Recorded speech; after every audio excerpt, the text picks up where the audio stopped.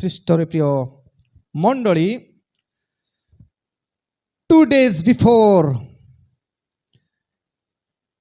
at the feet of Golgotha, mob lynching occurred. 2 ଦିନ ପୂର୍ବରୁ Golgotha ପାହାଡ଼ରେ ଜନଗହଳି ମଧ୍ୟରେ ଜଣେ ବ୍ୟକ୍ତିଙ୍କୁ ହତ୍ୟା କରାଗଲା। ଶାସନ ଆଉ ବିଚାରକୁ ନିଜର ହାତରେ ନେଇ ଲୋକେ ଜିଦ୍ ଧରି ବସିଲେ, ଯୀଶୁଙ୍କୁ କ୍ରୁଶରେ ଚଢ଼ାଅ ଆଉ ବାରବ୍ବା, ଚୋର ଡକାୟତ ବାରବ୍ବାକୁ ଛାଡ଼ି ଦିଅ। ମବ୍ ଲିଞ୍ଚିଂ ମାନେ ସରକାରର ଶାସନ, ବିଚାରକର୍ତ୍ତା ମାନଙ୍କର ଶାସନ ଆମ ହାତକୁ ନେବା। ଜେରୁସାଲେମରେ ନିସ୍ତାର ପର୍ବରେ ଯେତେ ଲୋକ ଜମା ହେଇଥିଲେ ସମସ୍ତେ ଧରି ବସିଲେ, ଜିଦ୍ କରି ବସିଲେ, ତାଙ୍କୁ କ୍ରୁଶରେ ଚଢ଼ାଅ। ପିଲାତ ଇତସ୍ତିତ ହେଲେ। ପିଲାତଙ୍କ ନିକଟକୁ ଯେତେବେଳେ ଯୀଶୁଙ୍କୁ ଅଣାଗଲା, ବିଚାର କରି ତାଙ୍କୁ କ୍ରୁଶର ବିଦ୍ଧ କରିବା ପାଇଁ, ମୃତ୍ୟୁ ଦଣ୍ଡ ଦେବା ପାଇଁ ପିଲାତ ଚେଷ୍ଟା କରୁଛନ୍ତି। ଇଜ୍ ଦେୟାର ସମଥିଙ୍ଗ ରଙ୍ଗ? ଯୀଶୁଙ୍କ ଠାରେ କିଛି ଭୁଲ ଅଛି କି? ଚେଷ୍ଟା କରୁଛନ୍ତି ଖୋଜିବା ପାଇଁ କିଛି ଭୁଲ ଅଛି କି? But he didn't find anything. କିଛି ପାଇଲେ ନାହିଁ, କିଛି ପାଇଲେ ନାହିଁ। Jesus was proved by many. Jesus was innocent. ଅନେକଙ୍କ ଦ୍ୱାରା ଯୀଶୁ ପ୍ରମାଣିତ କରାଗଲେ ସେ ନିର୍ଦୋଷ, ସେ କିଛି ପାପ କରିନାହାନ୍ତି। କିନ୍ତୁ ଏ ସବୁ ଜନ ସମୁଦ୍ର ସମସ୍ତେ ଧରି ବସିଲେ, ଓଡ଼ି ବସିଲେ, ଯୀଶୁଙ୍କୁ କ୍ରୁଶରେ ଚଢ଼ାଅ। ପିଲାତ କହୁଛନ୍ତି, ଜହନ ତାର 18 ପର୍ବ, ଧ୍ୟାନର ସହିତ ଟିକେ ଶୁଣିବେ ଆଜି, ଯେତେ ଗରମ ହଉ ପଛେ। ପିଲାତ ବିଷୟରେ ଯେତେବେଳେ ଜହନ 18 ପର୍ବ 38 ପଦ ଆମେ ପଢିବୁ, 19 ପର୍ବ 4 ପଦ ପଢିବୁ, 6 ପଦ ପଢିବୁ, 3 times Pontius Pilate was trying to escape Jesus. ଯୀଶୁଙ୍କୁ ଛାଡ଼ିବା ପାଇଁ, ଯୀଶୁଙ୍କୁ ଛାଡ଼ିବା ପାଇଁ ଚେଷ୍ଟା କରିଛନ୍ତି ଆଉ କହିଛନ୍ତି। ସେ ନିଜେ କହୁଛନ୍ତି, pilot said 3 times witness that Jesus is innocent. ସେ କହୁଛନ୍ତି, ଏହାଙ୍କ ଠାରେ ସ୍ପଷ୍ଟ ଭାବରେ କହୁଛନ୍ତି। ପଢ଼ିବେ ଜହନ ତାର 18 ପର୍ବ 38 ପଦ କି 19 ପର୍ବ 4 ପଦ 6 ପଦରେ ପିଲା ତ ସିଧା କହୁଛନ୍ତି 3 ଥର, ଏହାଙ୍କ ଠାରେ କୌଣସି ଦୋଷ ଆମେ ପାଇନାହୁଁ। ଯେତେବେଳେ ଲୋକ ବାରମ୍ବାର କହିଲେ, ପିଲା ତ କହିଲେ, ତୁମ କଥା ତୁମେ ବୁଝ। ସେ ହାତ ଧୋଇଦେଲେ। ମୁଁ ଏଇ ନିର୍ଦୋଷର ରକ୍ତପାତର ଦାୟୀ ନୁହେଁ, ମୁଁ ଏଥିପାଇଁ ନିଜକୁ ପୃଥକୀକୃତ କରୁଛି। Jesus was innocent before Pilate. ପିଲାତଙ୍କ ସମ୍ମୁଖରେ ଯୀଶୁ ନିର୍ଦୋଷ ଥିଲେ, କିନ୍ତୁ କ୍ରୁଶାର୍ପଣ କରିବା ପାଇଁ ତାଙ୍କୁ ଛାଡ଼ିଦେଲେ। ମବ୍ ଲିଞ୍ଚିଂ, ଲୋକମାନଙ୍କ ହାତରେ ଛାଡ଼ିଦେଲେ। କେବଳ ପିଲାତ ନୁହେଁ, ମାଥ୍ୟୁ ତାର 27 ପର୍ବ 19 ପଦ ଆପଣମାନେ ଯଦି ପଢ଼ିବେ, ମାଥ୍ୟୁ 27 ପର୍ବ 19 ପଦ, ୱାଇଫ୍ ଅଫ୍ ପାଇଲଟ୍, ପିଲାତଙ୍କର ସ୍ତ୍ରୀ ମଧ୍ୟ ସାକ୍ଷ୍ୟ ଦେଇ କହନ୍ତି। ଯେତେବେଳେ ଲୋକ କହୁଛନ୍ତି ତାକୁ କ୍ରୁଶରେ ଚଢ଼ାଅ, ପିଲାତଙ୍କର ସ୍ତ୍ରୀ ତାଙ୍କ ପାଖକୁ ଆସି, ପିଲାତଙ୍କ ପାଖକୁ ଆସି କହୁଛନ୍ତି, ଡୋଣ୍ଟ ଲେ your hand on this innocent man. এই ନିର୍ଦୋଷ, এই ଧାର୍ମିକ ଲୋକ ଉପରେ ତୁମେ ହାତ ଦିଅ ନାହିଁ। এই ଧାର୍ମିକ ଲୋକ, ଯୀଶୁଙ୍କୁ ଧାର୍ମିକ, ତାଙ୍କ ଉପରେ ହାତ ଦିଅ ନାହିଁ। ପିଲାତଙ୍କର ସ୍ତ୍ରୀ ମଧ୍ୟ କହୁଛନ୍ତି, ଜିଜସ୍ ୱାଜ୍ ଇନୋସେଣ୍ଟ, ଯୀଶୁ ନିର୍ଦୋଷ ନିରୀହ ଥିଲେ ବୋଲି। କେବଳ ସେତିକି ନୁହେଁ, ଦ ମ୍ୟାନ୍ ହୁ ଇଜ୍ ମ୍ୟାନ୍ କୁଲପିଟ୍, ଯୋଉ ବ୍ୟକ୍ତିର ଚେଷ୍ଟାରେ ଯୀଶୁ କ୍ରୁଶ ପର୍ଯ୍ୟନ୍ତ ଗଲେ, କାହା ଲାଗି? The man always we are cursing him. କିଏ? ଇସ୍କାରିତ ଜିହୁଦା। 30 ଗୋଟି ରୌପ୍ୟ ମୁଦ୍ରାରେ ବିକିଥିବା ଇସ୍କାରିତ ଜିହୁଦା। ମାଥ୍ୟୁ ତାର 27 ପର୍ବ 4 ପଦରେ ସେ କହୁଛନ୍ତି, ଯୀଶୁଙ୍କୁ କ୍ରୁଶ ପର୍ଯ୍ୟନ୍ତ ନେଇ ତାଙ୍କୁ ହତ୍ୟା କରାଯିବ, ଏଇଟା ଭାବନା ତାର ନଥିଲା ଇସ୍କାରିତ ଜିହୁଦାର। ମତେ 30ଟି ରୌପ୍ୟ ମୁଦ୍ରା ମିଳିଯିବ, ତାକୁ ମୁଁ ଭୋଗ କରିବି, ଯୀଶୁଙ୍କୁ କେ ଜାଣେ ଜେଲରେ ପକାଇବେ, କରଡ଼ା ମାରି ଛାଡ଼ିଦେବେ। मते टंका मिलला सेतिकी भाबुथिला किंतु जेतेबेले यीशु को क्रूसरे चढ़ा होउची चढ़ा हैला पर मरिबा पाखा पाखी he is coming before the high priest प्रधान याजक मानकर पाखक को आसंती आउ एई इस्कारित जिहुदा कहंती माथ्यू तार 27 पर्व 4 पदरे मु निर्दोष रक्त समर्पण करी पाप करी अछि ए लोक निर्दोष यीशु निर्दोष मोर गुरु निर्दोष आउ तांकर रक्त दाई एते रक्त तांकर बाहर करूछंती चाउक प्रहार करी बाहर करूछंती एते निर्यातना दउछंती आउ सेथि पई से निजर 30टा रौप्य मुद्रा दे देले आ कहले मु से रक्तर दाई हेबी नाही आकु नै जाओ से जेतेबेले प्रधान याजक माने नेले नाही प्रधान याजक माने जेतेबेले नेले नाही से मंदिर रे समस्त रौप्य मुद्रा फोपाड़ी देई से जाई सुइसाइड कला फांसी ही गला इस्कारित जिहुदा मध्य प्रमाण दैछंती जीसस इनोसेंट यीशु निर्दोष थिले निरीह थिले केवल सेतिकी नहे माथ्यू 27 पर्व 54 पद आपण माने जदि पढ़िबे माथ्यू 27 पर्व 54 पद सेंचुरियन सत सेनापति आ केते जण तांको सहित थिले से माने मध्य कहिले सत सेनापति 100 जनंकर अधिपति सैन्य मानकर अधिपति द पावरफुल रोमन रूलर गोटे से कहउछंती कोन बोली सत्य यीशु जेतेबेले मृत्युवरण कले 12 घंटा ठारू 3 घंटा पर्यंत मध्याह्न समय सूर्यास्त हैला भूमिकंप हैला सेतेबेले से कहउछंती सत्य ए ईश्वरंकर पुत्र थिले ही इज अ ट्रू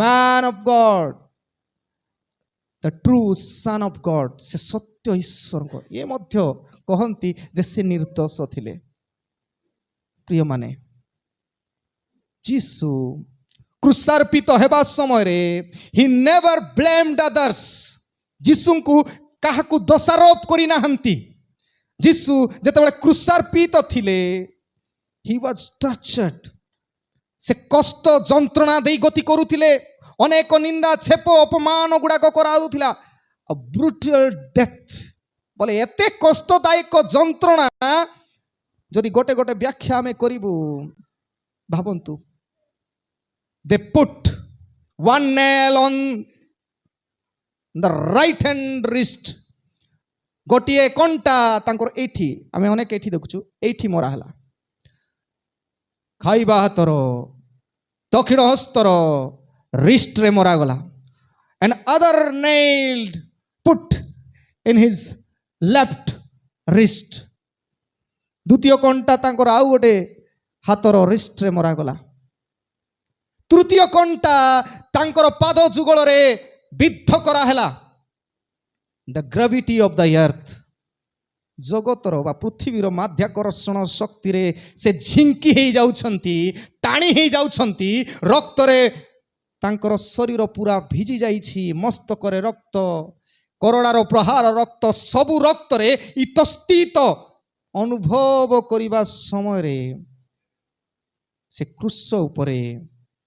क्रूस उपरे लोकमानंकर उत्तम चिंता कर 7 वर्ड्स बुद्धि विवेकर सहित से निजे कहउचंती 7टा शब्द भाभी चिंती कहउचंती एते कष्ट पाइला आम भलिया टिके माडो हेले केते कोन करि पकेइबु किंतु मरिबा समय रे सुद्धा he is uttering the words of salvation परित्राणर शब्द गुड़िक से उच्चारण करूछंती the last word of Jesus कौन यीशु क्रूस उपरे शेष शब्द कहिथिले कौन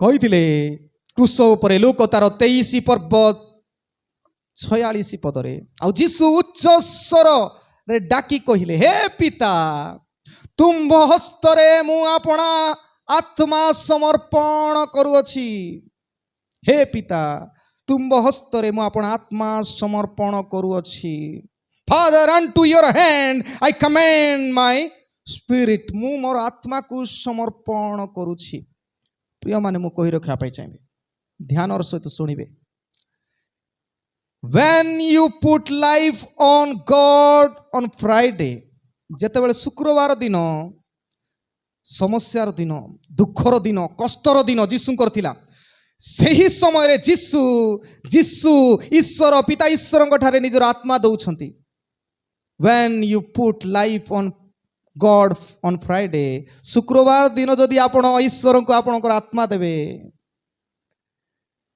it may not look like nothing in Saturday अनेक भाविबे किछि हेई नै शनिवार दिन आसीबा भितरे फील करिवे जे किछि हेई नै किछि काम हो नै प्रभुंकर आत्मा जीशु निजर आत्मा को पिता ईश्वर को देले किछि हेई नै भाबुतिबे शनिवार दिन केते जण किंतु but in the early morning of Sunday, in the Sunday morning, angels roll out the stone.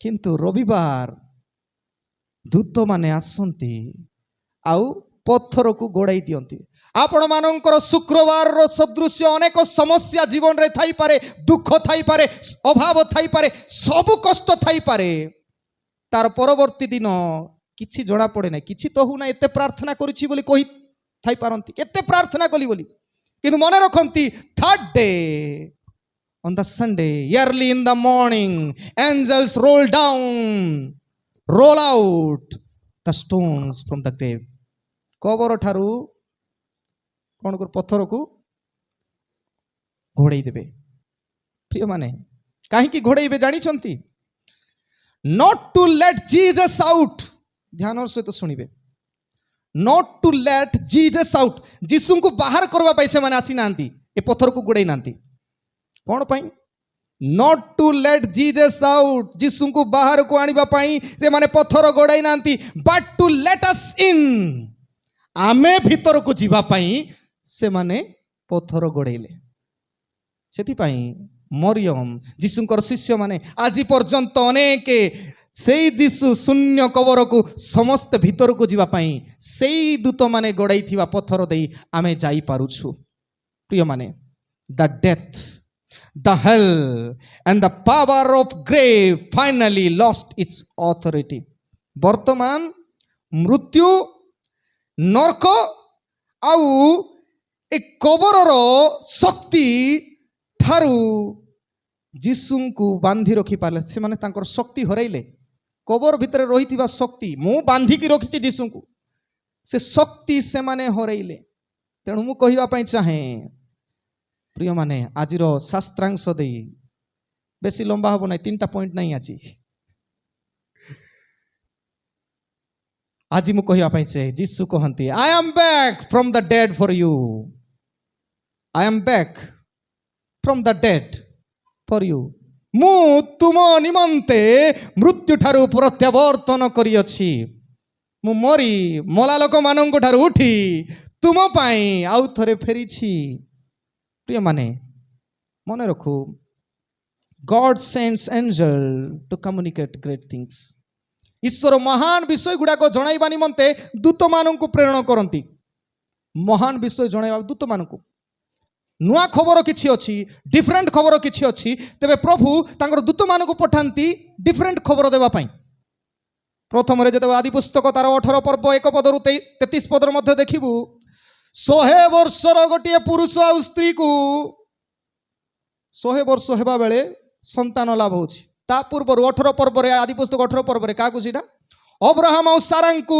गोटे दूत 3 जण दूत आसंती साक्षात करंती गोटे संवाद देबा पई कोन बोली जे तुमर औरसरे 100 वर्ष मध्य गोटे संतान जात हेब असंभव impossible thing to communicate God sends angels जोड़ा असंभव सेमिति विषय कहवा पाई ईश्वर दूतन को पठांती आदि पुस्तक तार 19 पर्व 1 पदरे सदम गमरा अग्नि आ गंधकरे ध्वंस होगा पूर्वर दूतन को पठांती देख खोजी आस सेठी बोधे किए हेले गोटे जीवित भल लोक थे 500 लोक गणिले नहीं 50 लोक 45 लोक गणा होता अब्राहम कहते प्रभु लोट मो परिवार लोक सेठी अछंती तेणु दया करी से गाँ को नष्ट कर किए जाने गोटे लोक थे 2 लोक थे से तेरे कहले ना से मानकर दुष्टता बढ़ी सेठी 20 जन मध्य प्रभु को जानिबा लोक नाहंती दूत पठेई सदम गमरा को ध्वंस करती दूत पठेई ଯାତ୍ରା ପୁସ୍ତକ 12 ପର୍ବ 12 ପଦରେ ଆପଣ ଦେଖିବେ ଦୂତ ପଠାଇ ମିଶର ଦେଶରେ ଫାରୋ ରାଜାଙ୍କର ସନ୍ତାନ ଠାରୁ ଆରମ୍ଭ କରି ସମସ୍ତ ପଶୁପଲ ପ୍ରତ୍ୟେକ ମିଶ୍ରୀୟ ମାନଙ୍କର ପ୍ରଥମ ଜାତ ସନ୍ତାନ ମାନଙ୍କୁ ବଦ୍ଧ କରିବା ପାଇଁ ପଠାଇଲେ। କାରଣ ଫାରୋ ରାଜା କଠିନ ହୃଦୟର ଏଇ ତାଙ୍କର ଲୋକମାନଙ୍କୁ ଛାଡୁ ନଥିଲେ, ଦୂତଙ୍କୁ ପଠାଗଲା। ଲୁକ 1 ପର୍ବ 19 ପଦରେ ଏଲିଜାବେଥ ପାଖକୁ ଦୂତ ପଠାନ୍ତି। ତାଙ୍କର ବନ୍ଧ୍ୟା ଅବସ୍ଥାରେ ଈଶ୍ୱର ଯୀଶୁଙ୍କର ପଥ ପ୍ରସ୍ତୁତକାରୀଙ୍କୁ ପଠେଇବା ପାଇଁ ଯୋହନ ବାପ୍ତିଜକଙ୍କର ଜନ୍ମ ହେବା ପୂର୍ବରୁ ଏଲିଜାବେଥଙ୍କ ପାଖକୁ ପଠାନ୍ତି। ଲୁକ 1 ପର୍ବ 26 ପଦରେ ମରିୟମଙ୍କ ପାଖକୁ ଗୋଟିଏ ଅନୁଡ଼ା କନ୍ୟା ବିବାହ ନ କରି ଗର୍ଭଧାରଣ ଅନନ୍ୟ ବିଷୟ, ଡିଫରେଣ୍ଟ ଇମ୍ପସିବଲ ବିଷୟ ପ୍ରକାଶ କରିବା ପାଇଁ ହିଁ ଦୂତଙ୍କୁ ସେ ପ୍ରେରଣ କରନ୍ତି। Angel send. ମାର୍କ 1 ପର୍ବ 13 ପଦରେ ଯୀଶୁ ଯେତେବେଳେ ପରୀକ୍ଷିତ ହେଲେ 40 ଦିନ ଶୈତାନ ପରୀକ୍ଷା କଲା, ସେତେବେଳେ ଦୂତମାନେ ଆସି, ଲେଖାଯାଏ ମାର୍କ 1 ପର୍ବ 13, ଦୂତମାନେ ଆସି ତାଙ୍କର ସେବା କରିଲେ। The angel served the Lord। ଆମର ପ୍ରଭୁକୁ ଏଞ୍ଜେଲ ମାନେ ଦୂତ ମାନେ ସେବା କରନ୍ତି। ଆଉ ଆଜି ଗୋଟେ ଅନନ୍ୟ ଖବର ଦେଖୁଛନ୍ତି, ମରିୟମ ଆଉ ଅନ୍ୟ ସ୍ତ୍ରୀ ଗୁଡାକ କବରରେ ଗଲାବେଳେ ମାଥ୍ୟୁ 28 ପର୍ବ 2 ପଦରେ ଦୂତ ପଥର ଗଡ଼ାଇ ଦେଇଛନ୍ତି। ଡିଫରେଣ୍ଟ ଥିଙ୍ଗ, ପଥର ଗଡ଼ା ହେଇଛି। ପ୍ରିୟମାନେ, the news of resurrection of Jesus said first to the women। ବୁଝିପାରୁଛନ୍ତି ମା ମାନେ? ମୁଁ କବର ପଦାର ବି କହୁଥିଲି। The news of resurrection of Jesus said first to the women। ମହିଳା ମାନଙ୍କୁ ଫାଷ୍ଟରେ ଯୀଶୁଙ୍କର ମଲା ଖବର, ପୁନରୁତ୍ଥାନର ଖବର ମିଳିଲା। Why? ଆପଣ ମାନେ ପ୍ରଶ୍ନ କରିବେ, ଆମକୁ ଯୀଶୁଙ୍କର ଅତି ନିଜର 12ଟା ଶିଷ୍ୟ ଥିଲେ, ସେମାନଙ୍କୁ ତ ଖବର ମିଳିନି ଫାଷ୍ଟରେ, ଏମାନେ କେମିତି? ପ୍ରିୟମାନେ, why? To repair the history। ଇତିହାସକୁ ରିପେୟାର ମାନେ କ'ଣ? ମରାମତି। ଇତିହାସ କ'ଣ ଥିଲା? ଇତିହାସ ଏମିତି ଥିଲା, କ'ଣ ଥିଲା? Eve brought death and share death to Adam। ହବା ଫଳ ଖାଇଲା, ମରଣକୁ ଆଣିଲା, ଆରେ ନିଜର ସ୍ୱାମୀକୁ ଫଳ ଦେଲା, ମରଣକୁ ଦେଲା। ହିଷ୍ଟ୍ରି ସମସ୍ୟାରେ ଥିଲା। Eve brought sin and share to the Adam। ଆଦମଙ୍କୁ ସେ ଦେଲା, ନିଜେ ପାପରେ ପଡ଼ିଲା, ଅନ୍ୟକୁ ପାପ କରେଇଲା। ତେବେ ଯୀଶୁ ଏଦନ ଉଦ୍ୟାନର ଘଟଣାକୁ ପୁନରାୟ କରିବା ପାଇଁ ଚାହାନ୍ତି, ପୂର୍ଣ୍ଣ କରିବା ପାଇଁ, ରିପେୟାର କରିବା ପାଇଁ ଚାହାନ୍ତି। Mary brought Jesus। ଖାଲି ମରିୟମ, ଯୋସେଫ ନାହିଁ। Mary brought Jesus and women share the good news of resurrection। ମରିୟମ ଯୀଶୁଙ୍କୁ ଜନ୍ମ ଦେଲେ, ସେଭିୟରକୁ ଆଣିଲେ, ଆଉ ସାଲଭେସନର ଖବର ପ୍ରଥମରେ ପାପ ଆଣିଲେ ସେ, ଆଉ ପରିତ୍ରାଣର କାମରେ ମଧ୍ୟ ଏମାନେ ସାଲଭେସନ ପରିତ୍ରାଣ ଖବର ପ୍ରଚାର ପ୍ରଥମରେ ତୁମେ କରିବ, ପୁନରୁତ୍ଥାନର ଖବର ତୁମେ ଦେବ। ପ୍ରିୟମାନେ, many Magdalene seen Jesus। many Marys। ବହୁତ କେତେଟା ମରିୟମ ଅଛନ୍ତି, କେତେଟା ମରିୟମ ସେମାନେ ଯୀଶୁଙ୍କୁ ଦେଖିଲେ। ଆଉ ଆଜି ଗୋଟେ ମରିୟମକୁ ଦେଖୁଛୁ, ମୁଁ ଟିକେ ଆଶ୍ଚର୍ଯ୍ୟ ହୁଏ। ଏଇ ଯୋଉ ବାକ୍ୟ ଟିକେ ପଢିଲା ବେଳେ, ଗଭୀରତାର ସହିତ ପଢିଲା ବେଳେ ଟିକେ ଫିଲ୍ କଲି। ଗୋଟେ ଜାଗାରେ ଲେଖା ଅଛି, ଟିକେ କାଢନ୍ତୁ, ଯୋହନ ତାର 20 ପର୍ବ 12 ପଦରେ କ'ଣ ଲେଖା ଅଛି ଟିକେ ପଢନ୍ତୁ। ଯୋହନ 20 ପର୍ବ 12 ପଦ। ଯୀଶୁଙ୍କ ଶରୀର ଯେଉଁଠାରେ ଥୁଆ ଯାଇଥିଲା,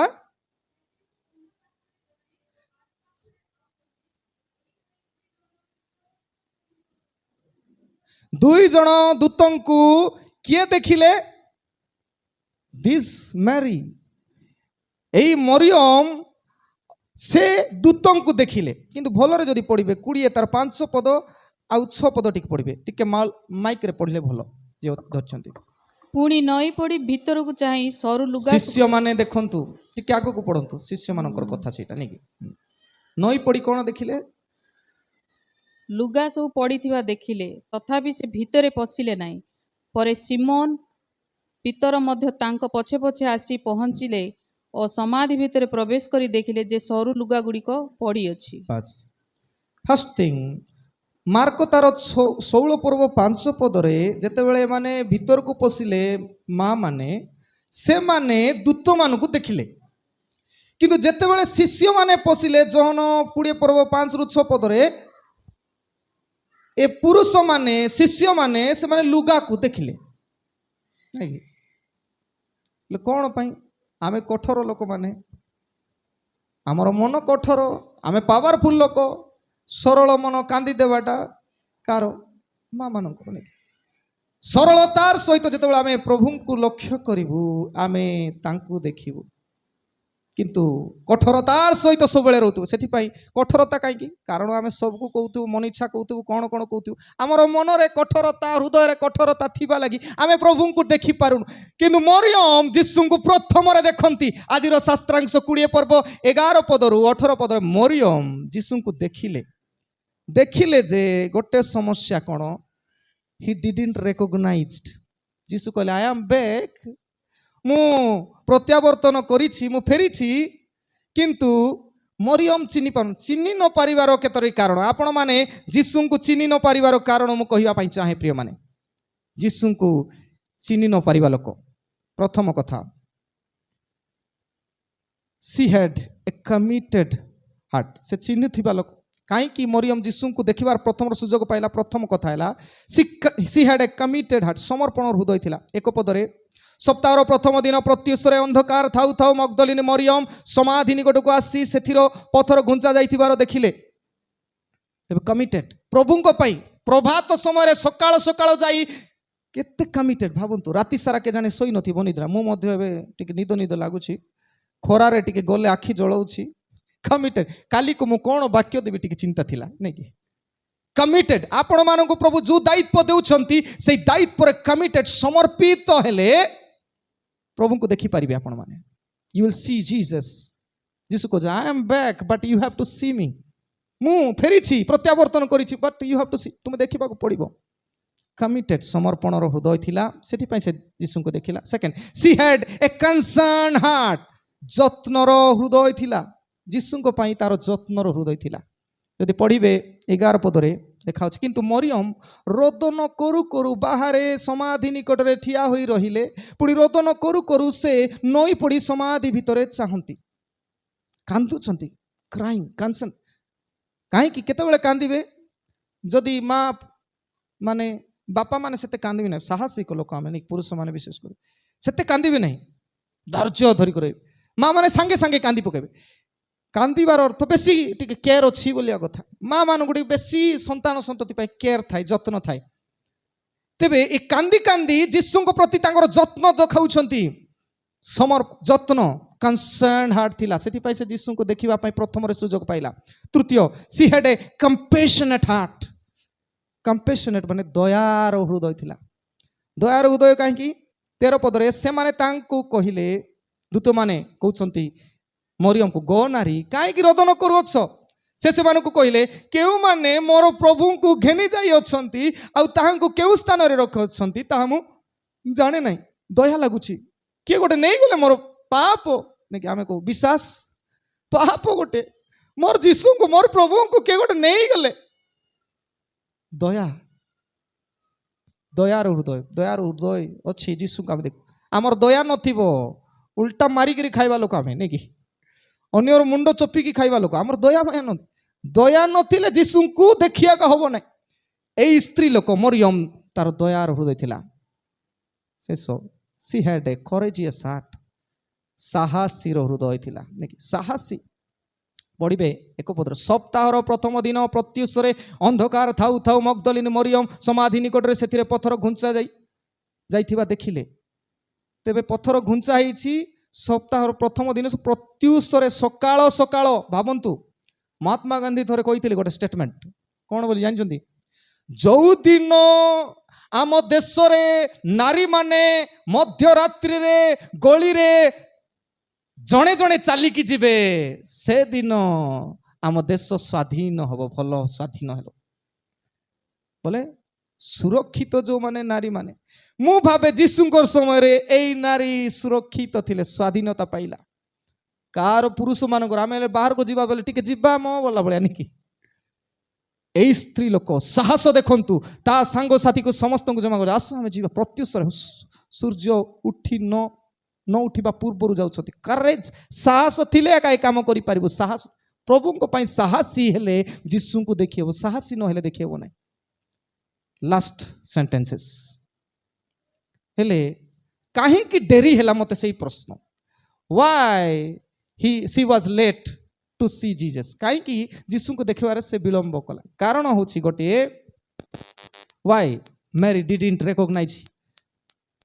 ପ୍ରଥମ, crying eyes never see Jesus. ମନେ ରଖନ୍ତୁ, crying eyes never see Jesus. ରୋଦନର ଚକ୍ଷୁ, କାନ୍ଦୁଥିବା ଯେଉଁମାନେ ସବୁବେଳେ କାନ୍ଦୁଥିବେ, କେବେ ଗୋଟେ ମରିଗଲା, ବର୍ଷ ବର୍ଷ କାନ୍ଦା ବାବା ହେଇ ଉଦଲ ଛଟକ ହେଇ ନେଇକି ସତରେ ବାବା ସରିଗଲା ବୋଲି କାନ୍ଦୁଥିବା, ହଁ ଦୁଃଖ ଲାଗିବ କେତେ ଦିନ। ଆମେ ଯଦି ପୁନରୁତ୍ଥାନରେ ବିଶ୍ୱାସ କରୁ, ଆମେ ଯଦି ଆଉ ଥରେ ସାକ୍ଷାତ କରିବୁ ସ୍ୱର୍ଗରେ, এইটা যদি বিশ্বাস করু, কেবে কান্দি কান্দি রইব না। ক্রাইং আইজ নেভার সি জিজস। রোদনর চক্ষু কেবে দেখিব, সেপাই দেখুছ 11 পদ লেখা আছে। কিন্তু মরিয়ম রোদন করু করু বারে সমাধি নিকটরে ঠিয়া হই রহিলে, রোদন করু কান্দুথিবা আখি কেবে যীশুଙ୍କୁ ଦେଖିବ ନାହିଁ। ସବୁବେଳେ ଦୁଃଖ, ଯେବେ ପଚାର ଭଲ ଅଛୁ କି, ନାଇଁ ଭଲ ଲାଗୁ ନାହିଁ। କେତେ ଲୋକ ଅଛନ୍ତି ପରା, ଯେବେ ଆପଣ ପଚାରିବେ I M not good, I M not fine, ଏମିତି ଲୋକ ମୁଁ ଯୀଶୁଙ୍କୁ ଦେଖିଥିଲେ ବୋଲି ବିଶ୍ୱାସ କରିପାରିବି।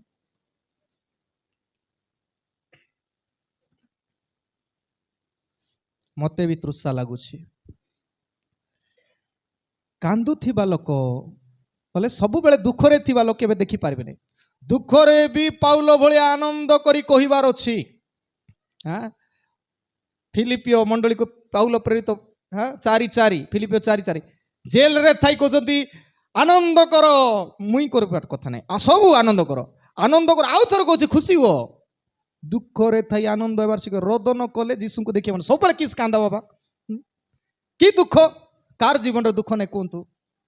ଯାହାର ଜୀବନରେ ଦୁଃଖ ନାହିଁ, he may be God or he or she may be human being, dead human being. ସମସ୍ତଙ୍କର ଜୀବନରେ ଦୁଃଖ, ବାସ୍ କିନ୍ତୁ ଆନନ୍ଦ କରେ। Crying eyes never see Jesus. ଦ୍ୱିତୀୟ, confused mind never see Jesus. Confuse ହେଇଯାଇଥିବ, ବୁଝି ପାରୁନଥିବ। ଏତେ ବାକ୍ୟ ଦିଆ ହେଲା ପରେ ମଧ୍ୟ ଲୋକ ଯେମିତିଟା ସେମିତି ରହୁଛନ୍ତି। ଅନେକ ସମୟରେ ଦେଖୁ, ଯେତେ ବାକ୍ୟ କହିଲେ ବି ସେ ସ୍ୱଭାବ ପରିବର୍ତ୍ତନ ଯଦି ହେଉନାହିଁ ବୋଲି ମନେ ରଖନ୍ତୁ, କନଫ୍ୟୁଜ ମାଇଣ୍ଡ। ଆମେ କନଫ୍ୟୁଜ ହେଇଛି, ସତରେ ବିଶ୍ୱାସ କରିବି ନା ନାହିଁ, ଭଲ ଜୀବନ କାଟିବି ନା ନାହିଁ, କନଫ୍ୟୁଜ।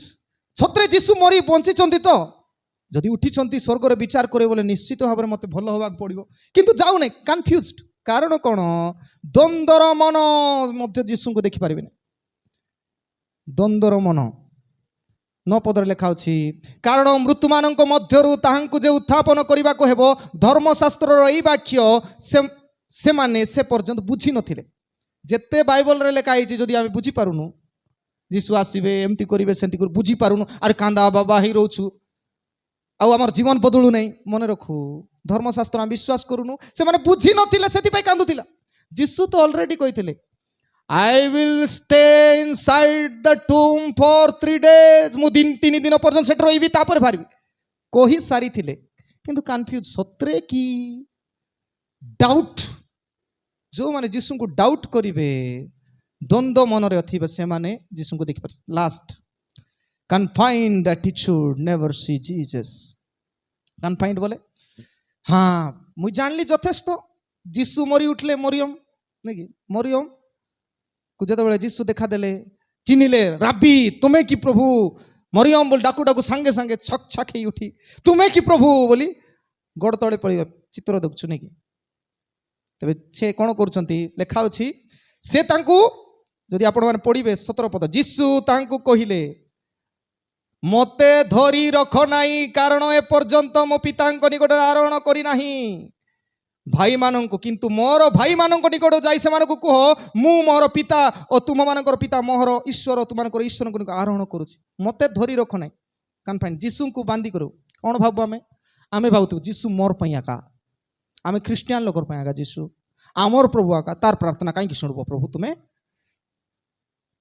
प्रभु जीशु कौन खाली आम ख्रिस्टियान मान कन्फाइंड माइंड मरियम भावुला हे प्रभु हे रबी तुम्हें मोर प्रभु मु खोजिया कहती अरे बापा खाली मु तोर नुहे मते धरी रख नाई अन्य मानू मध्य जाइकी कुह अन्य मानू मध्य जाइकी कुह जे मु उठी से देखुछु 17 पदर से कथा मते धरी रख नाई बोली तापरे एमाने जानती विशेष कर मगदलिन मरियम जानती 18 पद मगदलिन मरियम जाई मु प्रभु को देखी अच्छी आउ से मते एई सब कही अच्छंती बोली शिष्य माननकु संवाद देले उत्थान पर्व संवाद देवार पर्व कहले कांदिबा आखि जीसु को देखी पारिबो नाही बाइबल रे जेते अछि पढु नथिले कोडी विश्वास करू न पढ़वा लोक विश्वास करबे नहीं द्वंद्व रे आगा थिबे सत्रे जीशु अछंती कि नहीं जदि जीशु अछंती बदलवा कथा जीवन बदलुनी काहे प्रभु बदलुनी मो जीवन बोली गीत गाउतु बदलु निजे बदलबार अछि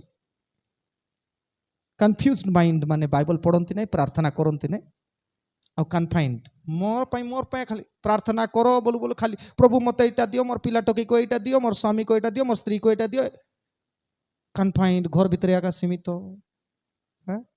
अन्य मानक पई चिंता नहीं बोझ नहीं जीशु कहउछंती कन्फाइंड माइंड देखि पारिबो नहीं तुम स्वार्थ पर लोक से फारुसी प्रार्थना कला मुई एमती मुई सेमती प्रभु मते एति आशीर्वाद स्वार्थ पर लोक जीशु को कदापि देखिबो जस्ट शेयर प्रसार करो अन्य को कहो then God will roll out your problems the stone like problems from your life प्रभु जीवित वाक्य दे आम समस्त को बाहुल्य रूपे आशीर्वाद करंतु जेपरी जीशु कहते I am back from the dead for you have you seen him मरियम देखिले आमे देखिबा को पड़िबो प्रभु एबा पे आशीर्वाद करंतु कल्याण वाक्य ग्रहण करिबा